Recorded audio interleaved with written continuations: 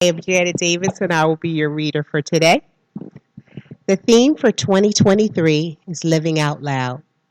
The theme for July is Speaking Truth to Circumstances. Today's topic is Standing in Shiva. Standing on Shiva. Thank you so much.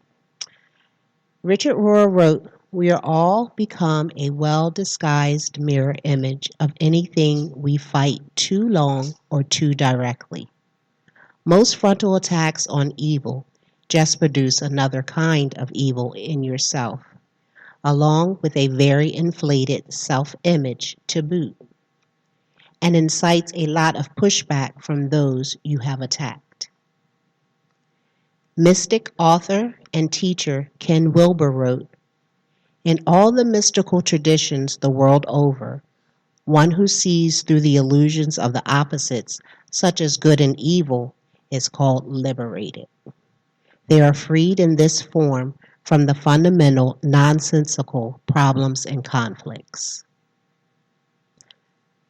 Now, let us affirm together. I awake up the truth of spirit that I am. And now, Dr. Reverend Kathleen. I didn't thank you yet.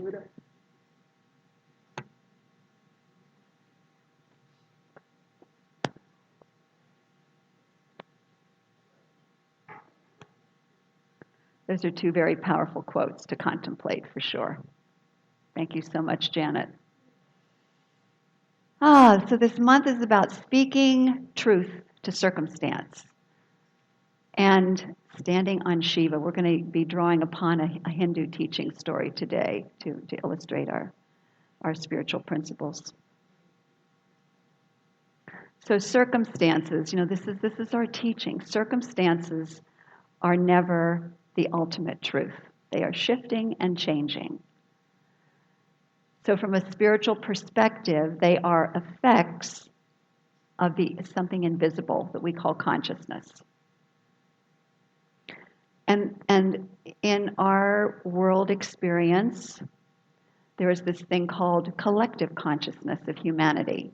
All the beliefs, memories, and so on that are part of this existence as we are spiritual beings, individualizations of the divine, and yet having this human experience, which is part of a larger collective consciousness.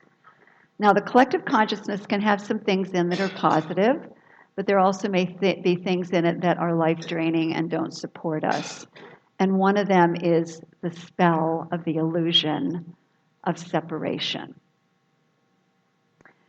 And so as we're born into this existence, we become conditioned by those around us, and then later by the media, into thinking this is the way life is. And then on top of that, we each have, because we're unique individualizations, we each have our own interpretations and perspectives that we develop on top of that. So we end up with this overall cultural thing that we're in, but also our own personal perspective on all of it. And the beauty of the personal perspective on all of it is that, and because we are divine beings, we have the opportunity to discern and determine what is truth and what isn't. And that's the beauty of not only freedom of choice, but having that inner wisdom guiding us. So the spell of the illusion of separation.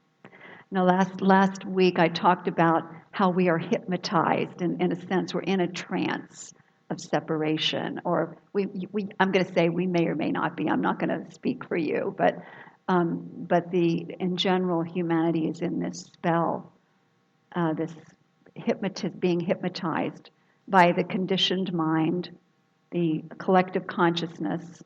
We can call it the ego or the belief structure, into thinking that everything is separate and we must do everything we can to protect and preserve ourselves.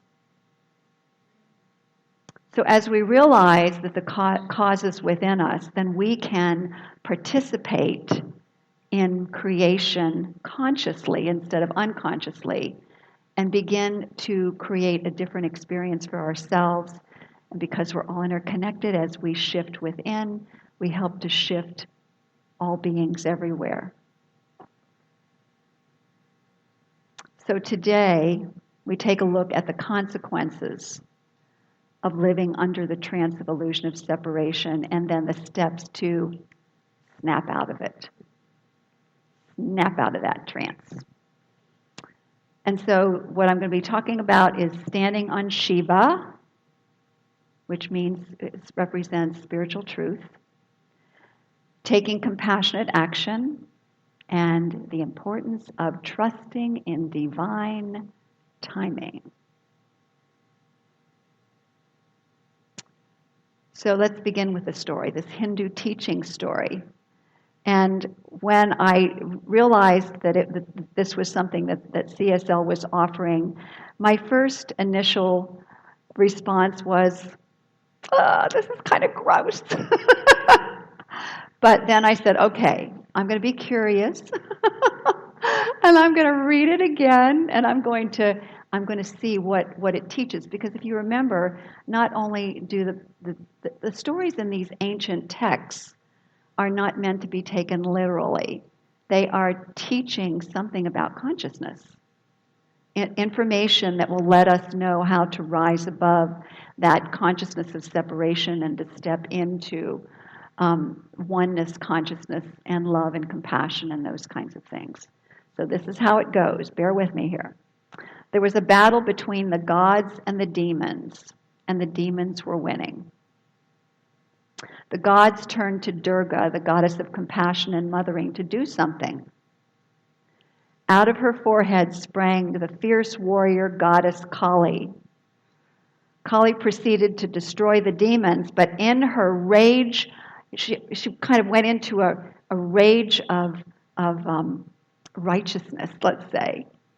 She ended up getting into this rampage of destruction. She not only killed off all the demons, but then she was like out of control and killing off all the things that were good. So Shiva, seeing what was happening, and he's considered the destroyer of illusion, threw himself under her feet, allowing her to stand on him, standing on the truth, and remember who she was and to stop the mindless rampage of destruction.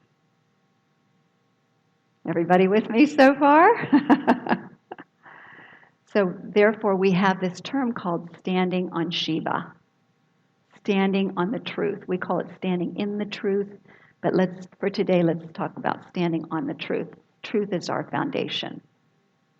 So the demons in the story symbolize something. They symbolize the energies in us that are counter to that which is life-giving.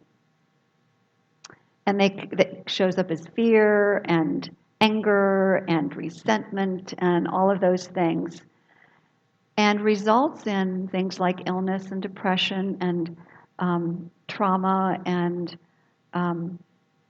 relationship difficulties and addiction. So those energies, unhealed, lead to a rampage of destruction in our lives. The main demon in the story multiplies each time the gods try to slay him. Drops of blood come out, and then that grows into a new demon. Well, Kali had this gift of gathering the blood, ingesting it, and therefore neutralizing it. So again, when we look at the overall idea of what's going on, she has a gift, she's using it, but then she gets out of control with it because of the rage, the emotional, I call it the rage of righteousness. Like, I'm out there, I'm doing it, I'm fighting, whatever. And gets out of control and then goes beyond the bounds of what's healthy. When we struggle with our inner demons, this can happen in our inner work. When we struggle to change a pattern in our consciousness, when it goes beyond ease and grace, when we're fighting with it, when we're putting a lot of effort into it and strain, what happens is we put ourselves in the fight or flight response, the stress response, and therefore the healing can't take place.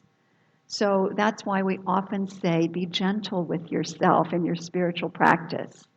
Practice, but don't push. Don't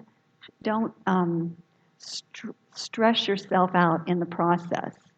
It's also called efforting, putting too much effort into it. We can also see this happening in things like rushing. When we rush, we go into a state of stress, trying to push our manifestations into expression, overdoing it with our work or our exercise even. I did that the other day. And I ended up with and I haven't had a lower back issue in a long time, but I was in a class where they were doing lots and lots and lots of sit-ups. And I know I can't do lots and lots of sit-ups, not a good idea. It feels better today. But when we overdo it, it's the same thing. We're going on a rampage of destruction. It's the Kali energy. So just think of it that way, the Kali energy of overdoing it. And there is a principle that goes like this: what we resist persists. So the spell of illusion can sometimes drive us crazy into thinking there's so much to do and I have to do it now, or I have to push myself to get it done by the end of the day. And we're not therefore in service to the greater good of ourselves or anyone else. That's why balance is so important. However, things shift and change when Kali is standing on Shiva. Then she comes back into alignment with truth. And that's our inner work as well, is to come back into alignment with truth. Who am I? Who are you? We're individualizations of the Most High God. We are blessed with this connection with a field of all possibility and all potentiality. We're one with that divine mind. We're expressions of it, that universal mind of God. We have creative powers, where we place our focus and attention, what we say, what we think. All of that is creative. We're these amazing beings. So it's good to remember to stand on Shiva, stand on that truth, and remember that. So this is the way we break free. We snap out of that illusion of separation, that illusion that I have to do it all now. I mean, who says you have to do it all now? Everything needs to come into manifestation now. And so, where am I? I also wanted to apply this to what goes on in the greater world. The misuse of the media to, by different political factions or whoever, to stir up the us versus them mentality, to stir up rage in the public. And caught up in that rage of righteousness, the destruction that takes place in the long run. I'm not going to name any things. You can just think about that yourself. But what happens then is people get caught up in that Kali energy that's out of control. And that's when we end up having unnecessary conflicts and all of those other kinds of things. I was thinking about that rage of righteousness that drove Russia into war with Ukraine, and the rampage of destruction that's come from that. I mean, that is a dramatic example of what we're talking about here. So that's the importance of standing on Shiva, the importance of realizing that it's not us versus them. It's not that people are all individualizations of the divine. And what we do sometimes is misuse that creative power. by creating things that are destructive. And we all do it at one time or another, some more dramatically than others, but we can snap out of it at any moment by going back into alignment with truth. I'd like to share a story now of how Mahatma Gandhi snapped somebody out of their rampage of destruction, that consciousness. So during one of Mahatma Gandhi's hunger strikes, a man whose daughter had been killed came to Gandhi in a state of anguish, and he told Gandhi that he would stop fighting in the ongoing conflict that was taking place at that time if Gandhi would end his hunger strike and have something to eat. So Gandhi thought about it, and this is what he said. He said, I will start eating again. I will stop my hunger strike and start eating again if you will go and embrace the man that killed your daughter. The man broke down in tears, but he did as Gandhi requested. And the interesting thing that happened was that the larger conflict ended. Think about that, the power of forgiveness, the power of being willing to let go of the rampage of destruction and come back into alignment with truth. Powerful story. That was in Mark Nebo's book, The Book of Awakening. So Gandhi's alignment with truth and that man's willingness to join him in that prevented a lot more, loss of life and suffering. So taking compassionate action. The definition of compassion. It's feeling empathy for the distress of yourself and others, because you can have self-compassion too, and the desire to alleviate it, the desire to take action and do something about it. So filled with a sense of compassion, we snap out of that illusion of separation and into that sense of oneness and connection. Because what we're communicating to someone when we are in a state of compassion and empathy is, you're not alone, I'm with you. You're not alone, I'm with you. And so I just want to give thanks for the people in this community, you people sitting here, who are demonstrations of compassion. Whether you're a practitioner, a leader, a volunteer, involved in social justice, simply just making a phone call or sending a text and connecting with someone who's, and our dear friend Dwayne right now is recovering from surgery, very beautifully, I might add. I hope he's tuned in. And our dear friend Mark is also recovering from a medical issue. And so Mark, I want you to know we are here with you too as well. And so Mark is, he's at home being the host. I mean, Monica's lovely sitting here and turning it on and turning it off, but Mark is doing all the connecting with everybody online. So when we reach out, when we let people know, I'm with you, I'm here in support of you, we are practicing compassion, and that snaps us right out of that idea of separation and into that awareness of oneness. Trusting in divine timing. So in our story, Shiva, known as the destroyer of illusion, destroys negative conditions and circumstances so that something new might emerge. How many of you have experienced that when you really start getting into your meditation practice, your spiritual mind treatment, your spiritual study, you're taking classes, and things just seem to be falling apart? Anybody notice that? Okay. Well, things in some ways have to fall apart so that the new can emerge, right? I mean, I've learned that over the years.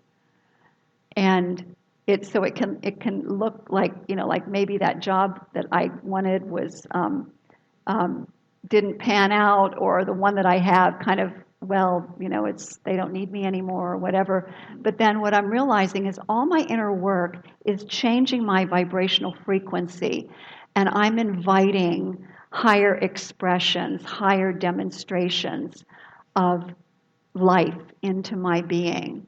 And so it takes patience and trust as we move along this journey so that we can more fully experience and embrace the new manifestations that are seeking emergence in, through, and as us. It requires faith, it requires patience, and it's really helpful to understand how the universal law works. We plant new ideas through our spiritual practice, our prayers, our affirmations, and then it goes to work. But there's something called the law of growth. And if you don't understand that, we know, we look around, trees take time to grow. We grow gradually from children into adults. There's a law of growth that takes place, and Ernest Holmes calls it the process in healing. He calls it the time and the effort it takes to experience our realizations of truth. Healing from surgery, Dwayne has he's practicing patience, right, Dwayne? I'm trusting you're listening. Same thing with Mark. Patience in the process of healing, the process in healing, to experience our realizations of truth. And that's what we are when we're creating a new life out of this new higher level of consciousness. We're not only realizing our own truth, but it is expressing as the manifestations in our lives. So the next time you notice yourself saying, I want it now, I want it now, I want instant gratification, remember the importance of faith and trust in divine timing. So let us stand on Shiva, the spiritual principle of truth, so that we don't go into a destructive frenzy. Let us take compassionate action to alleviate suffering, not only in our little intimate circle of friends and family and spiritual community, but in the greater world. Each summer we participate in the Association for Global New Thought's Season for Humane Service. Each year we have some kind of a project. We've often gathered supplies and things like that or food for either children or adults who are in school. We've done various kinds of things, and Virgie put something really interesting in the newsletter this week. I hope you saw that, for people to be testers, to be sure that there is justice in the housing situation that's going on. So there are all kinds of opportunities to serve and to provide humane service. There was something that I just think is a kind of a powerful concept. To be like school teachers, compassionately finding ways to support children with all sorts of learning, ways of learning. Let's put it that way. When we take this kind of an attitude, then we work on reaching people who are struggling and suffering as well. Our action is much more effective, though, if we're clear on what the solution is, and that's the power of using visioning. Visioning is a wonderful spiritual tool. It's one of the three pillars of our teaching, three practices, pillars: spiritual mind treatment, meditation, and visioning. Visioning is very powerful because it's really a contemplative meditation where you turn within, give yourself time in the silence, there's a little prayer ahead of time, and you drop in, and then you ask questions like, what is the Spirit's, not my ego's, but what is Spirit's idea for alleviating suffering? That would be a good question to contemplate. And to listen, give yourself time to listen and see what comes forward. And what must I become and release to allow this vision to manifest? And the final thing is to snap out of that illusion of separation is to be patient and trust that our use of the creative process through the power of our word, our intention, is unfolding in divine order and divine perfect timing. If we can do that, we really uplift ourselves into another state of being more freely, fully, and expansively, and we allow the universal law to work on our behalf. So let's turn within right here and right now as we embrace our own divinity, the divinity of all life, understanding there is only one life, one source, one presence, one power. And that life that I call God can also be called by many other names: universal mind, eternal light, Allah, Great Spirit, whatever that presence is for you. I know that life is individualized as each one of us right here, right now, in all of its magnificence and wonder and glory, and yet so uniquely expressed, which is just delightful. And so I am knowing that this truth of our being is what we stand upon in times of challenge. That we are reminded, there's this little inner voice reminding us to get back into alignment with who we are in truth, get back into a state of balance, let go of the efforting, let go of the overdoing, let go of the rushing, let go of any other form of rampage of destruction and illusion of separation, and stand in the light and the love and the glory and the majesty of the divine presence that we are in truth. And to stand in the presence and the glory and the magnificence of the divine presence in each other.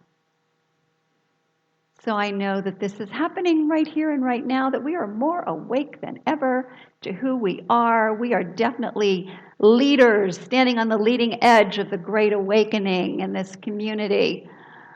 And for this, I am so grateful. I'm so grateful for the manifestation of this word, for our alignment with truth. And I release this word into the omni-action of universal law, that law of cause and effect that turns thoughts into manifest form and experience. I let it be, and I invite us all to accept it with a powerful yes, and so it is. Thank you so much, everybody.